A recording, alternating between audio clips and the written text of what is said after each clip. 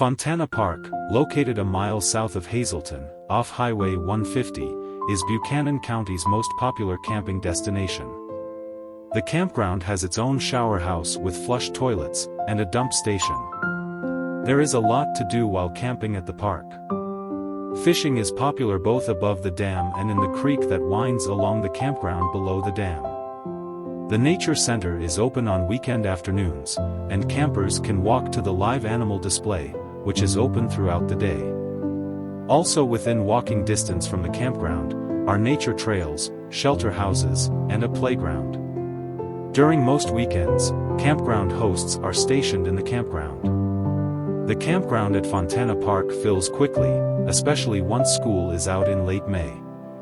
Some sites are available for reservations. Sustainable living cabins offer overnight comfort with solar electricity and energy efficiency. Cabins have a private drive. Each cabin has 2 private bedrooms, living and dining room, bathroom with shower, and outside porch.